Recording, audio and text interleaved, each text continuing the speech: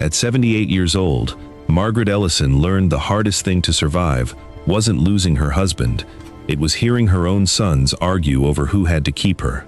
She stood quietly behind the garage door, holding a small overnight bag, while the two boys she had spent a lifetime raising spoke about her as though she wasn't their mother anymore. One said he'd already done enough, the other said he didn't have the room. Neither realized she could hear every word. Margaret never opened the door. She never defended herself. She simply turned around, stepped into the freezing Minnesota night, and walked away. The snow kept falling. The temperature kept dropping. And with every step toward the old cabin her grandfather Henry had built deep inside Black Cedar Forest, she wondered if she was walking toward the last place on earth that still had room for her. By sunrise, her hands were numb, her heart was broken, and the little cabin looked as forgotten as she felt. She thought all she had left to do was survive the winter. She had no way of knowing that before another fire ever burned in that old fireplace. She would uncover something her grandfather had hidden so carefully that even his own family had forgotten it existed. And once that truth came to light, nothing, not her sons, not the cabin, not the life she thought was over, would ever be the same again. If you've ever believed it's too late for life to surprise you, stay with Margaret until the very end. And if you're not already part of our family, subscribe now. Because some of the most powerful stories don't begin when people lose everything. They begin when they discover what was never truly lost. Margaret Ellison never opened the garage door. She never told her sons she had heard every painful word. She simply tightened her grip around the worn handle of her overnight bag, turned away from the voices that had once called her mom with such excitement, and quietly stepped into the bitter Minnesota night. The wind swallowed her before anyone noticed she was gone. As snowflakes gathered on her coat, another memory surfaced, not because she wanted to remember it, but because love has a strange way of returning when your heart is breaking. 48 years earlier, the very same hands now trembling from the cold had held two tiny newborn boys, only 19 months apart. Daniel had cried so loudly the nurses laughed. Stephen had barely made a sound, sleeping peacefully against her shoulder, while she whispered promises no child could possibly remember. She had kept every one of them. When money was tight, Margaret worked mornings at the town library before spending evenings cleaning offices across Ashwood. Between those jobs, she still found time to pack school lunches with little handwritten notes tucked beside peanut butter sandwiches. Sometimes the notes were nothing more than, "Have a wonderful day, love, Mom." Sometimes they carried little drawings that made her boys smile when nobody else was looking. She never knew if the notes changed their day. She only knew they were worth writing. When winter came, she patched worn knees on blue jeans instead of buying new ones. Long after midnight, the soft hum of her sewing machine echoed through the house, while her sons slept upstairs, never realizing their mother was turning old curtains into Halloween costumes, or carefully re-sewing jackets so classmates would never notice how little money the family actually had. She became remarkably good at making sacrifice look ordinary. When her husband, Robert, died unexpectedly from a heart attack, the silence inside the house almost crushed her. Friends urged her to sell. Others suggested moving closer to family. Instead, Margaret looked at two frightened teenage boys sitting across the kitchen table and made herself another promise. Nothing else would change if she could help it. She sold the last pieces of jewelry Robert had given her over the years, not because she wanted to, because Daniel needed money for community college, because Stephen had been accepted into an apprenticeship program 2 counties away. She smiled as the jeweler wrapped away memories that had once sparkled on anniversaries. Neither son ever learned where the tuition money had really come from. Margaret preferred it that way. Years slipped quietly past, birthdays, graduations, first jobs, weddings, grandchildren running through the backyard she had planted one flower bed at a time. Every Thanksgiving, she stood before the same kitchen stove before sunrise, preparing enough food to feed 3 generations. She always insisted everyone take leftovers home. "I'm fine," she would say, whenever someone noticed how little she kept for herself. And somehow, she always seemed to mean it. She never counted what life had taken from her. She counted what her family still had. That house had never been the biggest in Ashwood. Its roof creaked during heavy snow. The porch leaned a little more every year. The wallpaper in the hallway had begun peeling long ago. But every corner held something she had built, without lumber or bricks. Robert's laughter still lingered in the garage, where he taught Daniel to change a tire. Stephen's childhood height marks still climbed one kitchen doorway. Christmas ornaments carried fingerprints made by tiny hands decades earlier.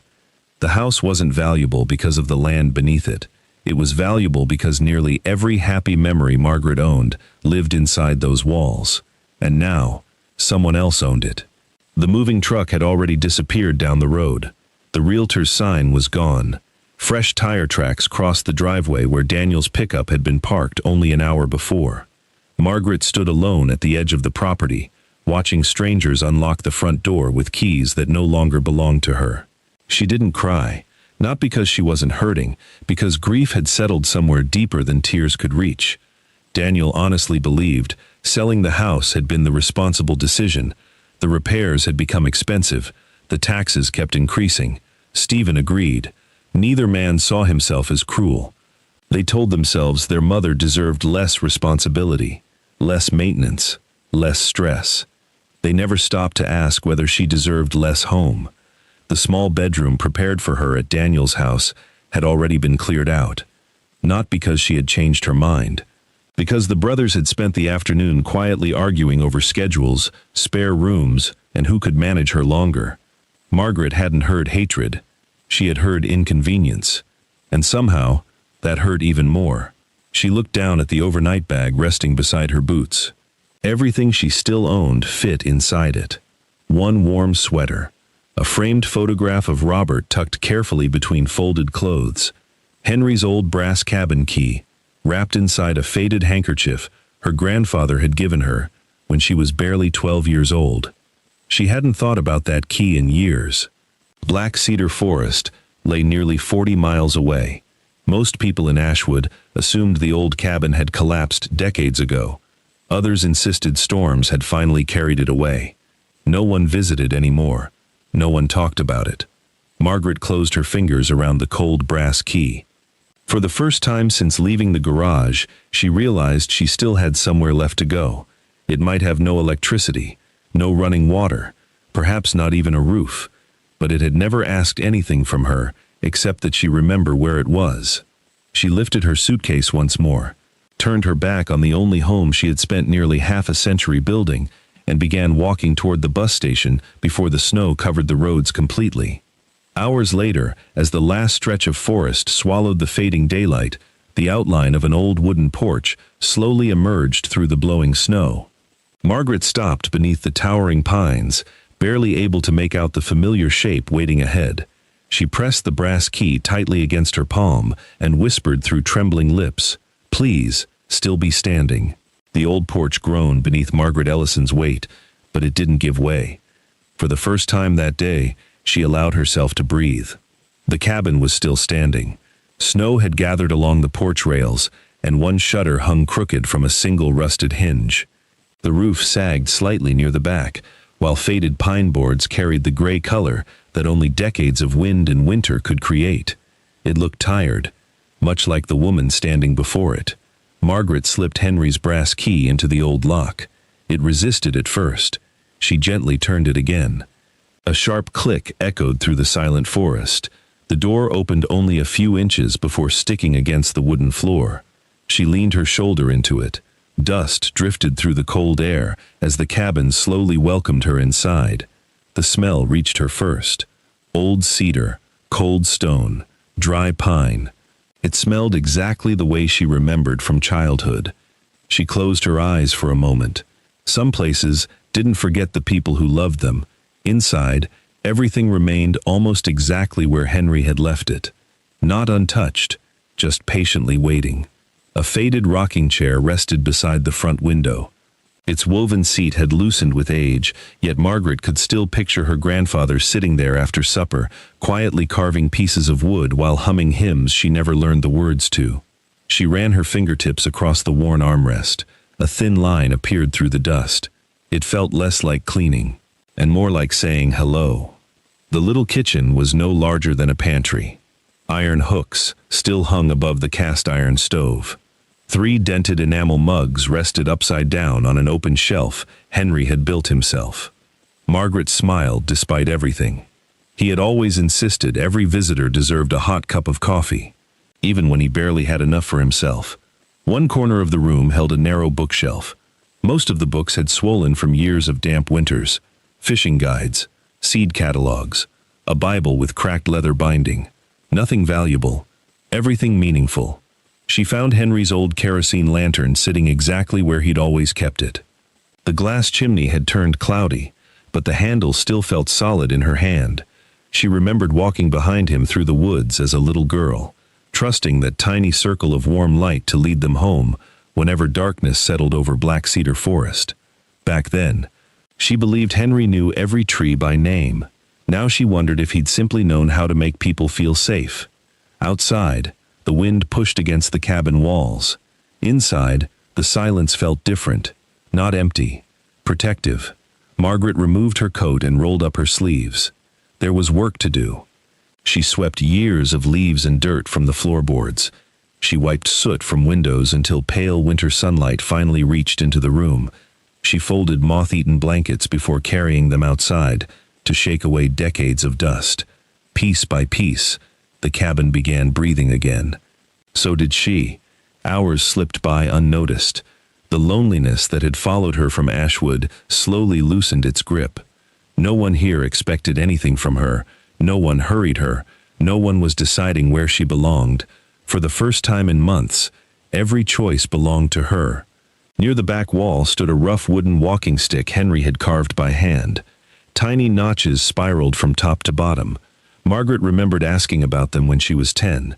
Henry had smiled and said each mark reminded him of a lesson worth keeping. She never asked what those lessons were. Standing there now, she wished she had. Late that afternoon, she carried an old bucket to the stone fireplace. Ashes still rested inside the firebox, untouched since Henry's final winter in the cabin. She knelt carefully and began scooping them away. The work was slow. Gray dust clung to her sleeves. Small pieces of burned oak cracked beneath her gloves. She reached deeper toward the back wall to clear away years of soot. Her fingers struck something that wasn't stone. She frowned. Carefully brushing away more ash, she uncovered the rounded end of a narrow metal tube wedged behind 2 loose fireplace stones. It wasn't large, barely longer than her forearm, darkened with age. Its brass cap had turned almost black. Margaret stared at it without moving. It hadn't fallen there by accident. Someone had placed it carefully, where no ordinary fire would ever reach. Henry. The thought arrived immediately, but another question followed close behind. Why? He had trusted Margaret with countless stories during her childhood.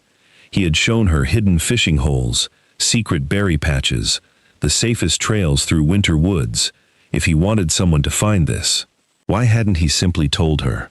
She lifted the tube gently from its hiding place.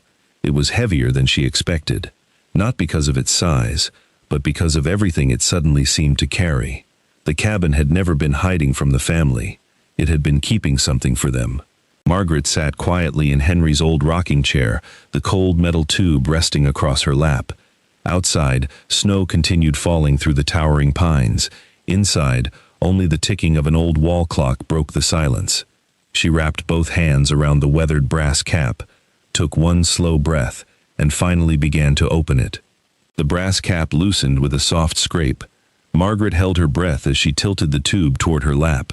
One folded document slid out first, then another. Soon the old rocking chair beside her filled with neatly rolled maps, yellowed envelopes tied together with fading string, brittle newspaper clippings, worn receipts, and several leather-bound journal pages that smelled faintly of cedar and smoke. She blinked in surprise. This wasn't one secret. It was the careful record of an entire lifetime. The first photograph she picked up showed Henry standing beside 3 children she had never seen before. Their clothes were patched. Their boots didn't match. Yet every one of them was smiling. On the back, written in Henry's steady handwriting, were only 6 words: Winter of 1968. They needed somewhere warm. Margaret turned the picture over again, There were no names, no explanation, only those few words. She reached for one of the journals. The pages were worn smooth from years of being handled, but Henry's handwriting remained remarkably clear. He never wrote like someone trying to impress anyone. His entries were simple, honest. One page read, "The Morris family lost their barn tonight. Let them use the south pasture until spring. No rent." Pride is heavy enough without another bill. Margaret smiled through moist eyes. She remembered the Morris family.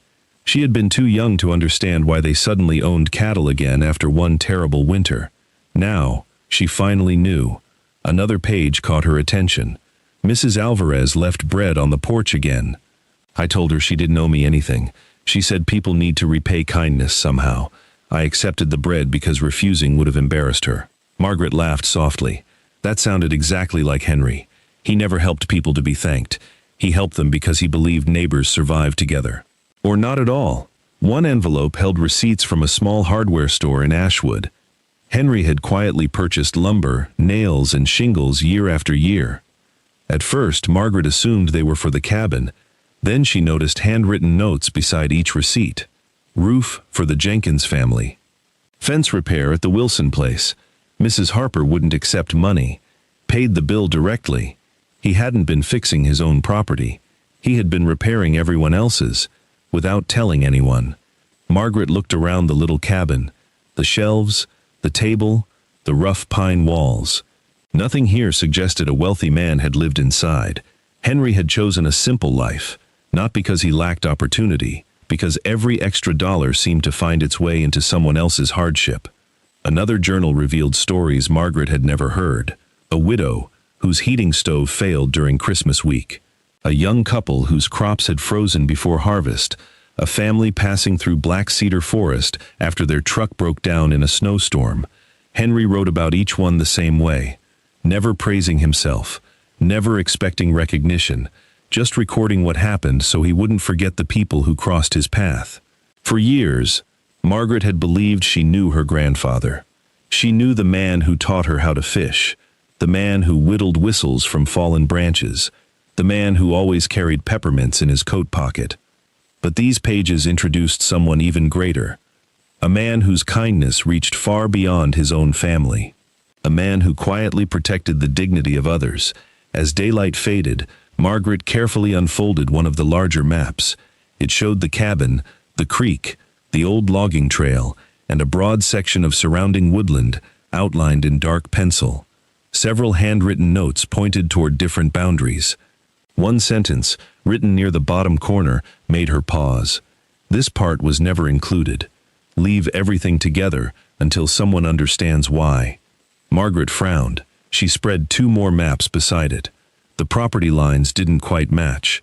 The difference wasn't enormous, but it was enough to notice.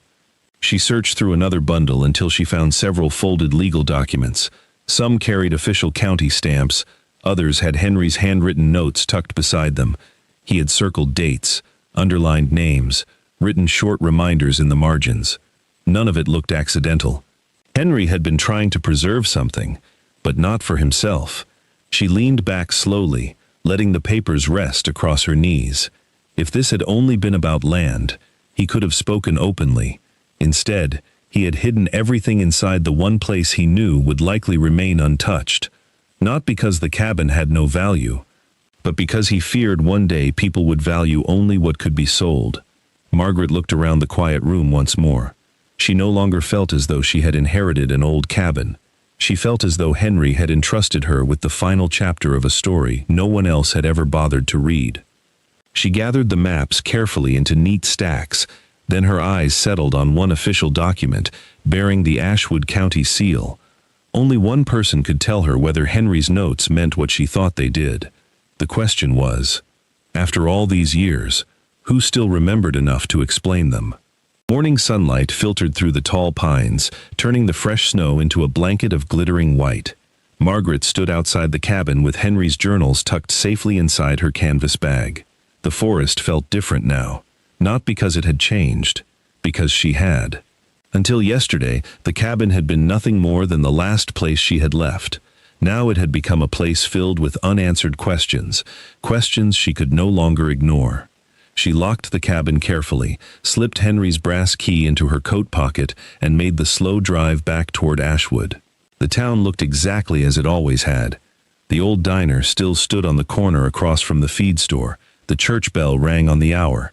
Pickup trucks lined Main Street beneath strings of faded American flags that had been hanging there since Memorial Day. Life had continued while memories quietly waited for someone to ask about them. Margaret's first stop was a small white farmhouse belonging to Eleanor Brooks. At 86, Eleanor had lived in Ashwood longer than almost anyone still alive. When Margaret introduced herself, Eleanor smiled immediately. Henry Ellison's granddaughter. It wasn't a question. Margaret blinked. "You remember him?" Eleanor chuckled. "Honey, around here, people don't forget a man like Henry." She invited Margaret inside, where the smell of cinnamon and fresh coffee filled the kitchen. Photographs covered nearly every wall. Children, grandchildren, great-grandchildren, a life measured in generations. As Margaret explained what she had found inside the cabin, Eleanor quietly listened without interrupting. Then she nodded toward the window. "You know why my family never spent a Christmas without firewood?" Margaret shook her head. "Because every December, before daylight, Henry would leave a wagon load beside the barn." Margaret smiled. "I never knew that." "That's because he never wanted anyone to know." Eleanor laughed softly. "My husband spent years trying to figure out who kept doing it." She looked down into her coffee. "We only learned the truth after Henry passed." Margaret felt another small piece of the man she loved settle into place. The journals hadn't exaggerated him. If anything, they had barely scratched the surface. Later that afternoon, Margaret visited Frank Dawson. Frank had spent nearly 40 years repairing roofs throughout Ashwood County before retiring. The moment Henry's name came up, Frank leaned back in his chair. "I owe that man more than I'll ever repay." Margaret waited. When a tornado came through in '79, half this town was patching holes with tarps. Frank smiled at the memory. Henry showed up before sunrise with lumber already loaded in his truck. "He helped you?" "He helped everybody." Frank laughed. The funny part was, he'd disappear before folks started thanking him.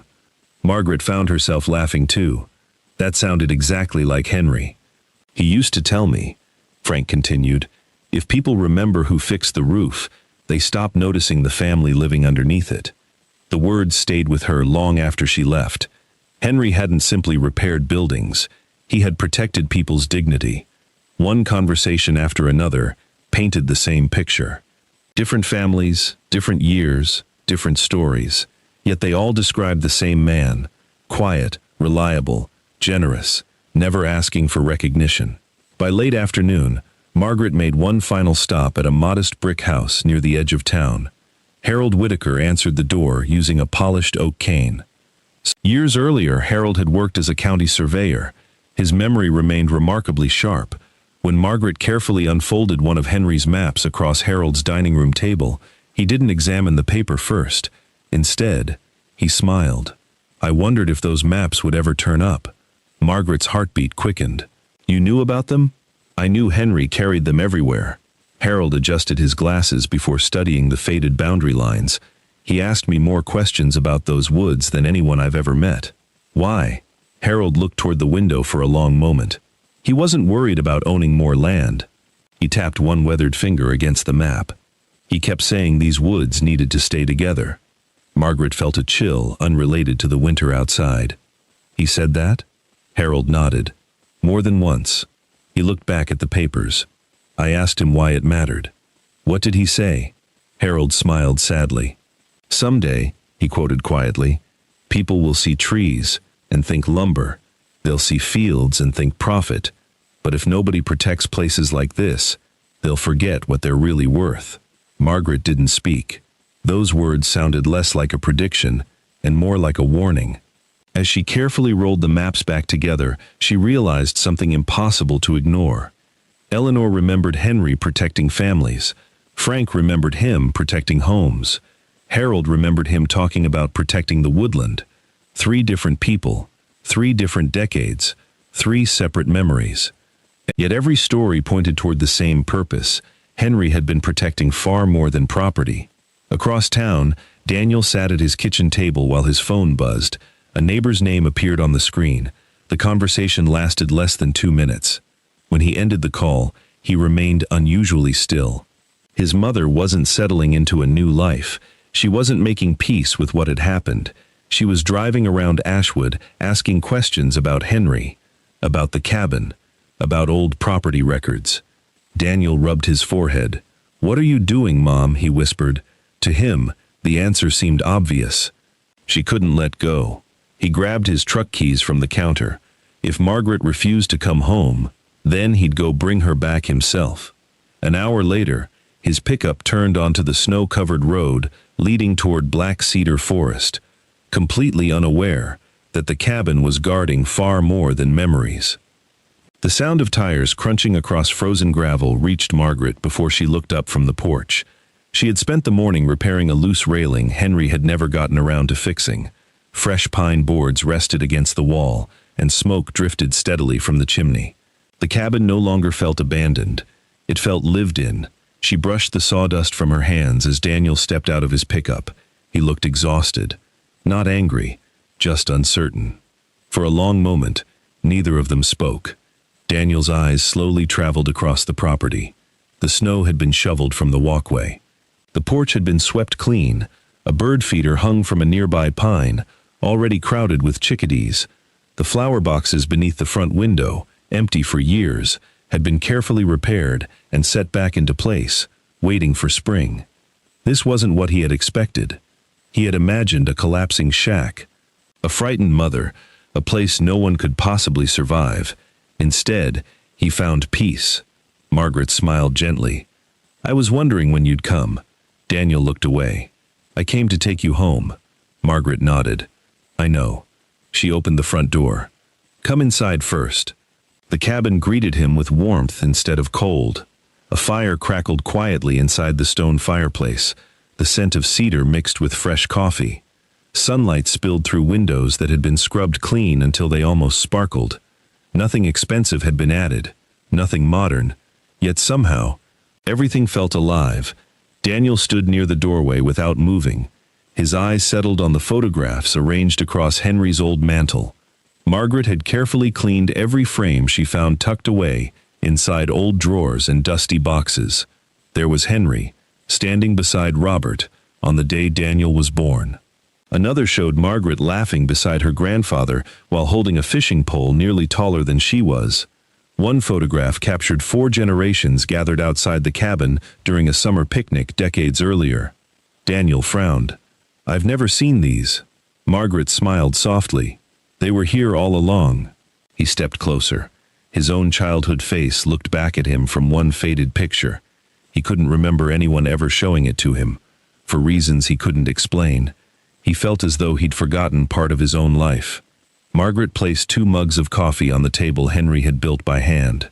Daniel noticed several stacks of carefully organized papers resting beside them. Maps, letters, old journals, receipts tied neatly with ribbon. "You've been reading all of this?" Margaret nodded. "I've been meeting your great-grandfather for the first time." Daniel looked confused. "I thought you already knew him." "I knew the grandfather who loved me." She rested one hand gently on the journals. "I'm only now discovering the man everyone else knew." Daniel didn't answer.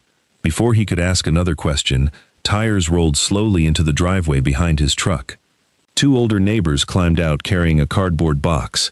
Margaret immediately recognized Eleanor Brooks and Frank Dawson. "We brought more blankets," Eleanor called, "and Frank insisted you needed proper firewood instead of those damp logs." Frank grinned. I wasn't taking no for an answer. Daniel watched in silence as the 2 neighbors stepped inside, as though the cabin had always been part of their lives. Neither of them seemed surprised to find Margaret there. Both greeted Henry's photographs before they even sat down. Frank removed his cap. "I still miss that old man." Eleanor smiled. "So do half the people in Ashwood." Daniel listened quietly while the conversation drifted from one memory to another. Henry helping a family rebuild after a storm. Henry paying a widow's grocery bill without leaving his name. Henry spending weeks repairing a church roof after lightning struck it. Every story sounded effortless. Nobody spoke as though Henry had been extraordinary. They spoke as though kindness had simply been his normal way of living. Daniel glanced toward the journals again. For the first time, he wondered how much of his own family history he had never bothered to learn. Late that afternoon, another pickup pulled into the clearing. Stephen climbed out. His visit wasn't planned. Daniel hadn't called him. Curiosity had. Stephen stepped through the doorway, expecting to rescue their mother from hardship. Instead, he found his brother sitting comfortably beside the fireplace, drinking coffee. The room felt peaceful, warmer than either of their own homes. Margaret looked happier than she had in months. Stephen stared around the cabin. It doesn't feel, he searched for the right word. Forgotten. No, Margaret answered quietly. It just needed someone to remember it. Stephen noticed the organized stacks of documents. What are those? Margaret slid one of Henry's maps across the table. I'm still trying to understand them. The brothers leaned closer. Neither claimed to understand survey lines or handwritten notes, but both noticed something unusual. Several boundaries on Henry's maps didn't match the modern county copies Daniel remembered signing during the sale. It wasn't dramatic, just different enough to leave uncomfortable questions. The silence stretched. Then Daniel's phone buzzed.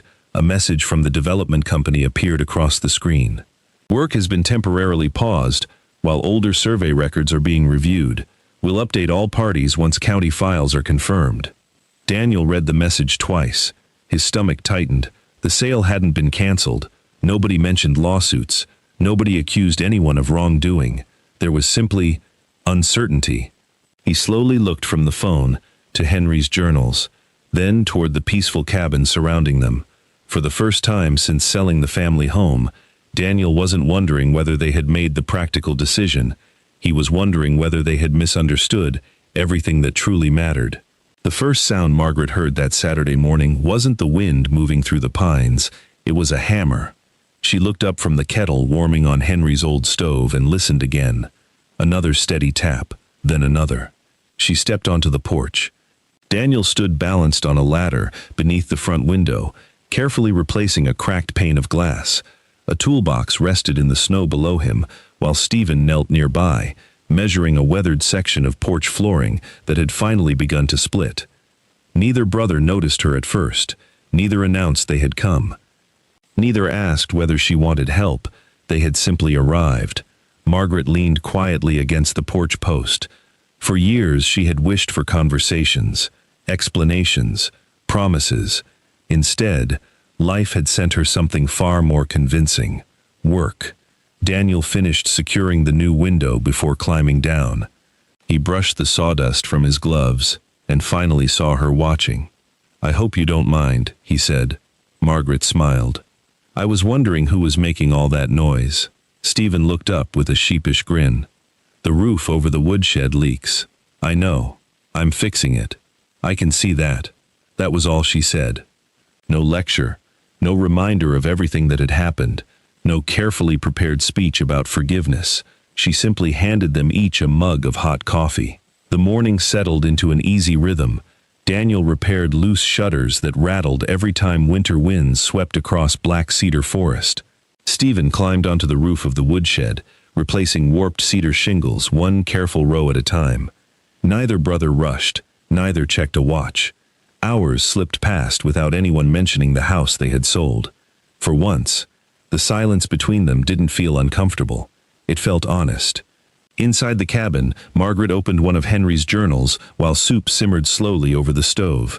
She wasn't searching for property lines anymore. She found herself searching for Henry. Every page seemed to reveal another quiet choice that no one had celebrated. One entry caught her attention. People remember the fences they build. They forget the gates they leave open. Margaret closed the journal for a moment. Henry never wasted words. She wondered what gate he had hoped someone would one day walk through. By noon, the cabin looked stronger than it had only days before. Freshly repaired shutters framed the windows. The porch no longer creaked beneath every step. Neatly stacked firewood filled the rack beside the door, enough to last through much of the winter. Stephen wiped his hands on an old shop towel. "I forgot how peaceful it is out here." Daniel nodded without taking his eyes off the forest. "So did I." Margaret watched them from the kitchen window. As little boys, They had raced each other through these woods, built forts from fallen branches, and begged Henry to teach them how to identify bird calls. Somewhere along the way, careers, bills, deadlines, responsibilities, those boys had quietly disappeared. Today, for the first time in years, she saw glimpses of them again, not because they said the right things, because they were becoming the kind of men Henry had always hoped they would be. Late that afternoon, Eleanor Brooks stopped by, carrying 2 fresh loaves of homemade bread. She looked around the property and smiled. "Looks like Henry's crew is back." Daniel laughed softly. "I don't think we'd measure up to him." Eleanor placed a gentle hand on his shoulder. "No one ever does." She looked toward the cabin. "But trying is a wonderful place to start." Her words lingered long after she drove away. As evening settled across the forest, Daniel's phone rang. He stepped away from the others before answering. Margaret wasn't trying to listen, but she noticed the change in his face. The conversation was brief. When he returned, he slipped the phone into his pocket. The county called. Stephen looked up. "What did they say?" Daniel took a slow breath. "They've gone through more of the old records."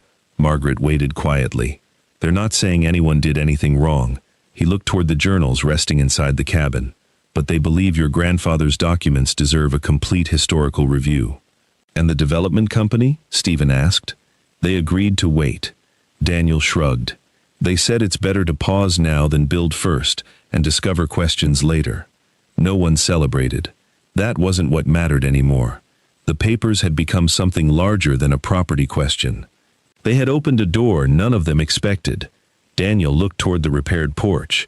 Stephen admired the new stack of firewood. Margaret rested one hand against the cabin wall Henry had built with his own hands. A quiet thought settled into her heart. Perhaps Henry hadn't hidden those records simply to protect woodland. Perhaps he had been protecting time for his family to slow down, to remember who they were, and someday find their way back to one another. The forest grew still as dusk settled over Black Cedar. Somewhere in the distance, an owl called through the trees. Daniel's phone buzzed once more. This time it was only a short message from the county. Final review scheduled. Decision expected within days. Margaret looked toward the fading light beyond the pines. Whatever answer was coming, it felt as though it would change far more than a set of old maps. 3 mornings later, Margaret drove into Ashwood, carrying Henry's journals, maps, and carefully folded documents inside the same canvas bag she had brought from the cabin. The county office looked exactly as she remembered. Plain brick walls, a faded American flag moving gently in the winter breeze. Nothing about the building suggested that decades of unanswered questions might finally find their place inside its quiet rooms. Daniel and Stephen insisted on coming with her, not because they believed she needed protecting, because they wanted to stand beside her. That alone felt like a gift Margaret never expected to receive. A county records supervisor welcomed them into a small conference room where several large maps had already been spread across the table. No lawyers, no raised voices, just survey records collected across generations. The supervisor adjusted his glasses before speaking. "We've completed our historical review." Margaret folded her hands together and waited. "The documents your grandfather preserved were genuine." Daniel glanced toward his mother. Stephen leaned forward without saying a word. The supervisor continued. "About 50 years ago, during the transfer of several adjoining parcels, one section of woodland was copied incorrectly into later county records." He pointed toward overlapping survey maps. The original boundary wasn't lost. He traced another line with his finger. It was simply carried forward incorrectly when newer records were created. Margaret looked down at Henry's handwritten notes resting beside the official maps. Every date, every correction, every careful reminder. He had seen the mistake long before anyone else, yet he had never demanded attention. He had simply protected the truth until someone was willing to look. The room fell quiet. Finally, the supervisor smiled. "Your grandfather documented everything remarkably well." Daniel released a slow breath he hadn't realized he was holding. "So what happens now?" "The correction is actually straightforward." He turned another page toward them. "The developer has already agreed to revise the project boundaries." Margaret looked up. "They agreed?" The supervisor nodded. Once we confirmed the historical records, there wasn't much reason to argue. He smiled politely. The woodland section will remain exactly where your grandfather intended it to remain. Daniel exchanged a glance with Stephen. Neither brother had expected the matter to end so simply. No months of hearings, no expensive legal battle, just honest people correcting an honest mistake. Later that afternoon, representatives from the development company met them outside the county office. Their project manager extended his hand toward Margaret. "We appreciate you bringing these records forward." Margaret shook his hand. "I only found what my grandfather left behind." He nodded respectfully. "We've already adjusted our site plans." He unfolded a revised drawing. Roads shifted slightly farther south. Construction lots stopped short of the woodland Henry had marked decades earlier. The old cabin remained exactly where it had always stood, protected, undisturbed. The manager smiled. "Sometimes old records teach us something newer ones forgot." Margaret looked across the revised map without speaking. She wasn't thinking about land, she was thinking about Henry. For half a century, he had trusted that truth didn't need shouting, it only needed preserving. Before leaving, the county supervisor handed Margaret a neatly organized folder containing updated records. Everything had been corrected, everything officially matched. The confusion that had quietly lingered for decades ended with a few careful signatures and the willingness of everyone involved to do what was right. As they walked toward the parking lot, Stephen broke the silence. "I thought this was going to become a fight." Margaret smiled gently. "So did I." Daniel looked back at the county building. Grandpa never wanted one. No. Margaret looked toward the distant line of pine trees beyond town. He wanted understanding. The drive back to Black Cedar Forest felt strangely peaceful. No one hurried to fill the quiet. They no longer needed answers. They had them. When they reached the cabin, the late afternoon sun rested softly across the porch Daniel and Stephen had repaired together. Fresh snow sparkled beneath the towering pines. The surrounding woodland stretched peacefully in every direction, just as Henry had hoped it always would. Margaret stood for several minutes without moving. The cabin had been protected. The records had been corrected. Her grandfather's name had quietly been honored. The story she thought she was uncovering had finally reached its ending, or so she believed. She slowly unlocked the front door and stepped inside. Her eyes wandered across Henry's chair. The lantern, the journals, the photographs now resting proudly on the mantel. For the first time since arriving, a different question settled into her heart. The cabin no longer needed saving. The woodland no longer needed protecting.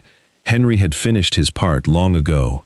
Now, the choice belonged to her. What kind of future should she build in the place he had spent a lifetime preserving? Spring arrived slowly in Black Cedar Forest. The last patches of snow disappeared beneath warm sunlight, and tiny green shoots pushed through the earth beside the cabin's porch. Margaret stood outside one quiet morning with a paintbrush in her hand, studying the weathered wooden sign Henry had carved decades earlier. The letters had nearly faded away. Carefully, patiently, she traced each one until they could be read again. Ellison Cabin, she smiled. Some names deserve to be remembered. Word spread through Ashwood faster than Margaret expected. Not because anyone advertised the cabin.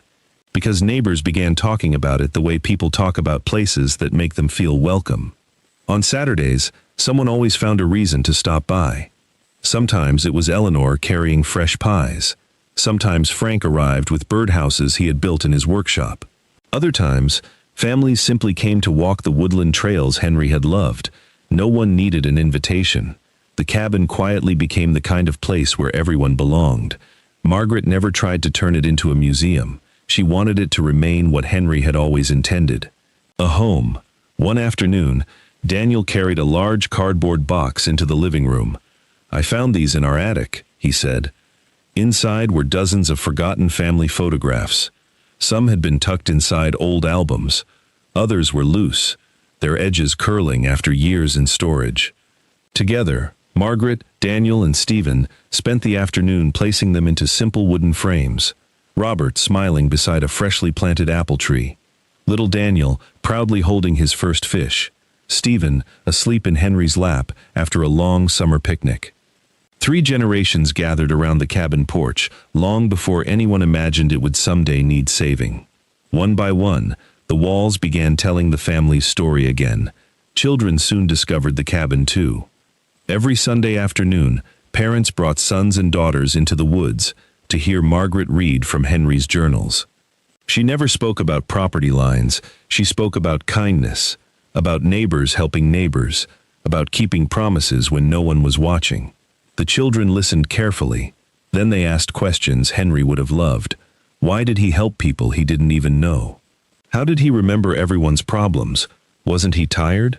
Margaret always answered the same way. He believed a good life isn't measured by what you keep. It's measured by what you leave behind. Those words stayed with the children long after they walked back through the trees.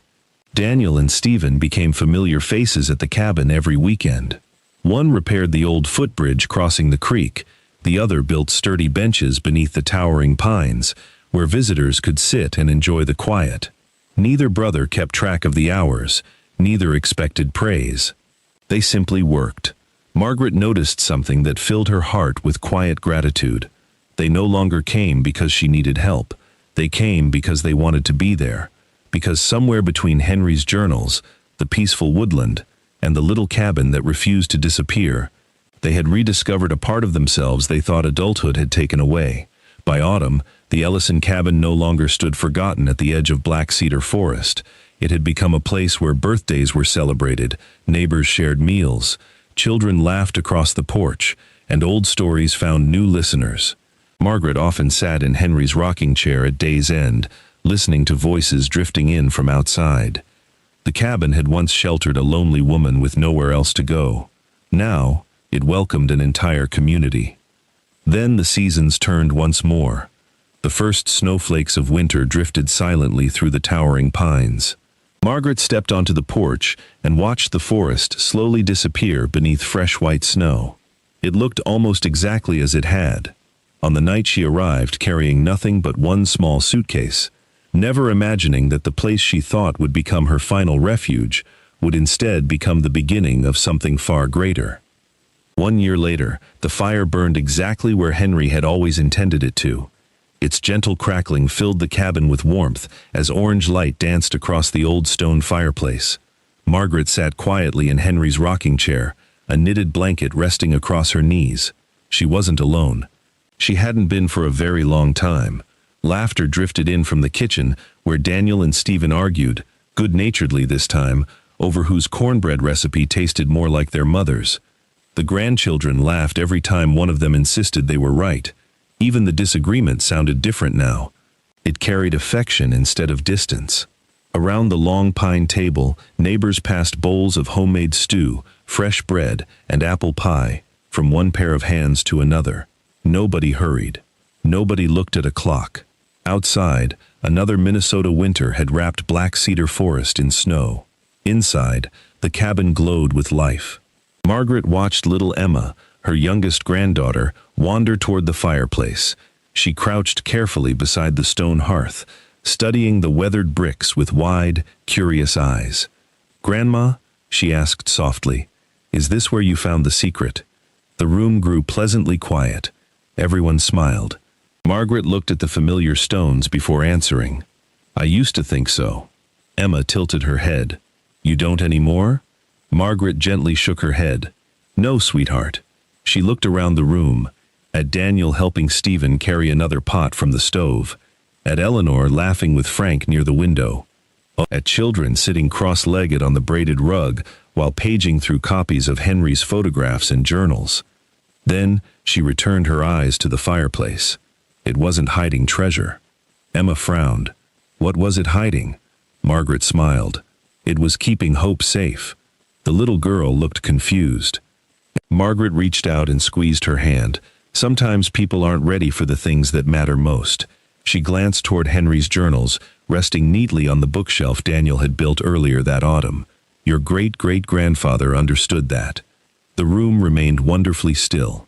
Not because anyone was waiting for more, because everyone understood. Henry hadn't preserved maps simply to protect a piece of woodland. He hadn't hidden journals so people would admire him after he was gone. He had protected something far greater, a way of living, a belief that kindness could outlast hardship. That truth didn't need to shout, and that families could find each other again if someone kept the door open long enough. Margaret realized the cabin had done exactly what Henry hoped it would do. It had waited, patiently, until hearts were ready to return. The fire popped softly, sending tiny sparks dancing upward inside the chimney.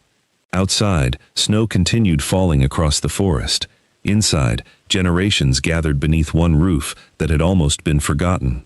Margaret slowly looked around the room, at every smiling face, at every conversation, at every memory still being made. Then she leaned back in Henry's old rocking chair and quietly smiled. The older Margaret became, the more she realized life rarely gives back what it takes. Sometimes it gives something different instead. A year earlier, she believed everything that mattered had been left behind, with the house she could no longer enter. Every room there had carried memories. Every hallway had watched her children grow. Every holiday had added another layer to the life she and Robert built together. Losing that house had felt like losing herself. Now she understood something she couldn't have understood then. A house can hold memories, but only people can keep them alive. Margaret looked around the cabin one quiet evening after everyone had gone home. The dishes had been washed. The chairs had been pushed neatly beneath the table. The last embers glowed softly inside the fireplace. Silence returned to the little cabin. Not the lonely silence she had found on her first night. A peaceful silence, the kind that follows a day well spent. Her eyes drifted toward the wall above the fireplace. Henry's old family photograph rested there, carefully framed. Beside him stood a much younger Margaret. Robert smiling proudly, Daniel and Stephen still small enough to reach only their grandfather's waist. For years, she had believed that photograph captured a family that no longer existed. Now she knew better. Families don't disappear overnight. Sometimes, they simply lose sight of one another. She thought about Daniel replacing broken windows without being asked, Stephen repairing the footbridge so children could cross the creek safely, neighbors who had returned carrying bread, stories, and friendship, grandchildren who now knew Henry not as a name carved into a family tree, but as a man whose kindness still reached people decades after he was gone. Henry had never measured his life by acres of woodland, or the value of a cabin hidden among towering pines. He measured it one neighbor, one promise, one quiet act of generosity at a time. That was the inheritance he truly wanted to leave behind. The papers hidden inside the fireplace had never been the treasure. They were only the key. The real treasure was everything they unlocked. Forgiveness that couldn't be forced. Respect that had to be earned. A family willing to slow down long enough to remember what mattered. Margaret smiled as she watched the fire dance across the familiar stones. Once, that fireplace had protected forgotten papers from time. Now, it warmed 3 generations gathered beneath Henry's photograph, sharing meals, laughter, and stories that would outlive them all. At last, she understood why Henry had hidden everything so carefully. He wasn't waiting for someone to become wealthy. He wasn't trying to create a mystery. He believed that someday, someone in the family would become so lost that they would need a reason to come home. And when that day finally arrived, the cabin was still standing, the truth was still waiting, and love had never left. If Margaret's journey touched your heart, please take a moment to like this video and subscribe to the channel for more heartwarming stories of hope, resilience, and second chances. It truly helps us continue sharing stories like this with you. Now we'd love to hear from you. What do you think was Henry's greatest legacy? The woodland he protected, or the kindness he planted in the hearts of the people around him? Share your thoughts in the comments below. We read every one of them. Thank you so much for spending your time with us today. Until next time, take care of yourself, take care of the people you love, and never underestimate the quiet power of kindness.